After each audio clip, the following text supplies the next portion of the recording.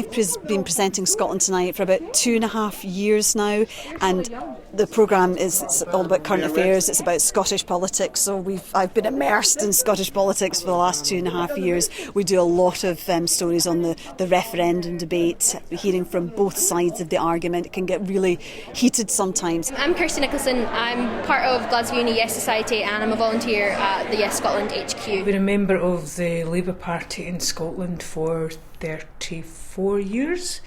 I've been active all that time.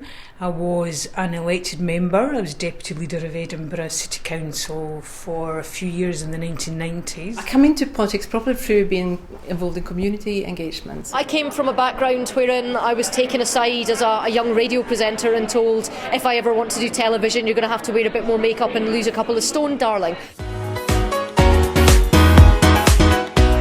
Personally, I actually think Ruth Davidson, leader of the Scottish Conservatives, is a huge inspiration to me. I think that the way that she's kind of reformed the party has been very exciting, and also the fact that she's campaigned so publicly for equal marriage and things like that. I just think she's a really inspirational woman. Any woman who has the energy and the commitment to keep sticking at it, then they're all great. Basically, one of my heroes, unfortunately, has just passed away, Ailsa Mackay, feminist economics, fantastic woman, absolutely fantastic. I had great help from Sandra White, MSP, when I was working with this sort of planning application we were protesting against. Any woman who gets involved in politics, I look up to because it's really, really difficult.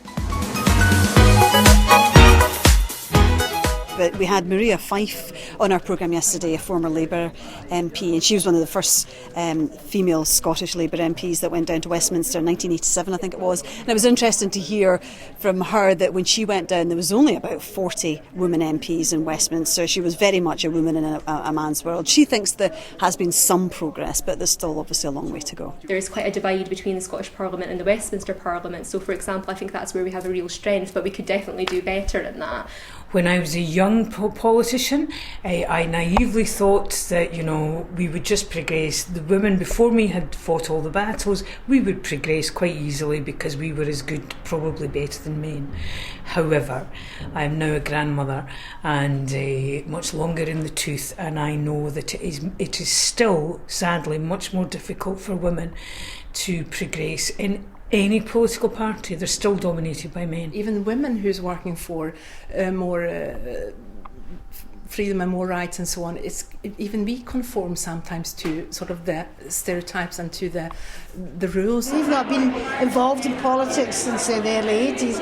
I think we have had to strive, and we still have to strive even harder. Basically, I think it's to prove it to ourselves and obviously to prove it to our sisters. We have to try harder in every sphere of life. It's a truism, and it's perhaps one that sometimes might give you pause for thought. Holding events like this and kind of breaking women into politics and getting them involved in kind of less formal ways, because male politics is very dominated by debates and panel discussions, and I think they can be quite intimidating environments. As someone that's I hate doing debates, but I've done them, and they are quite intimidating environments to be in. And I think holding a greater variety of events and realising that politics isn't just Westminster politics, that you can have coffee mornings and chat about it, I think is really important in changing the way we approach it in our daily lives. I think that young women, indeed all of us, need something else too. They need mentors and role models, and they need women who will not reach a pinnacle and then pull up the ladder behind them. If a woman is there in power, it is one of her paramount duties to help other young women onto the ladder. I don't think we've actually seen enough women's voices in this referendum campaign, so why I think groups like Women for Independence are really, really important is that we actually need to hear more women's voices. People keep saying they want Alex Salmond and David Cameron to debate, and I would challenge that by saying I do not want any more men dominating this debate. I think we need more women. First of all, I would bring in quotas. I didn't used to believe in them. Now I am absolutely convinced that the only way we'll get change is through forcing political parties to have quotas.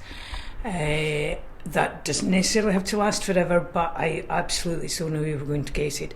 But also there needs to be cultural changes as well. Politics is still very male, it's still very not aggressive, but it's still a thing that men dominate. And I think that the feminisation of politics would be better for women, but it would be better for all of us. It's quite interesting. There's been research coming out quite recently from London Schools of Economics, and they've been doing research on one of the Swedish main political parties, and what has shown that when they have had quotations, the general standard of all the politicians has risen. So the standard of the male politician has risen as well, because there have been women coming into the party in a different way. Certainly for the women that I talk to, they count these sums out because they look at something like First Minister's questions and it looks macho. And even when it's women that are doing the questioning, it looks like this big bravado, adversarial politics. That's not just what we do in this Parliament or in any other. Come along to the Scottish Parliament, talk to people that are involved in politics, come and look at the committees that work together, come and look at the way in which, outside of shouting at each other in a chamber, there's quite a lot of friends from different parties across the chamber. You know, it's a good working environment, and you can make a difference. You can make a difference to you, your family, your community. Being involved in politics means that you are trying to make your country a better place, and you know, there is nothing more rewarding than that. I'm a local politician, expounder of economic development in the city, teacher, wife, mother and grandmother, and I support, of course, International Women's Day. I'm an independence activist and I support International Women's Day. My name is Ruth Davidson, I'm the leader of the Scottish Conservatives and I support International Women's Day. I am a Swedish woman living in Glasgow and I support International Women's Day. I'm Susan, I'm a grandmother of 4, member of the Scottish Labour Party and committed to equality. I support International Women's Day. I'm an activist with the Better Together campaign and I'm supporting International Women's Day. I'm a Yes campaigner and I'm supporting International Women's Day. I am National Collective and I support International Women's Day. I'm a TV presenter for Scottish Television and I support International Women's Day.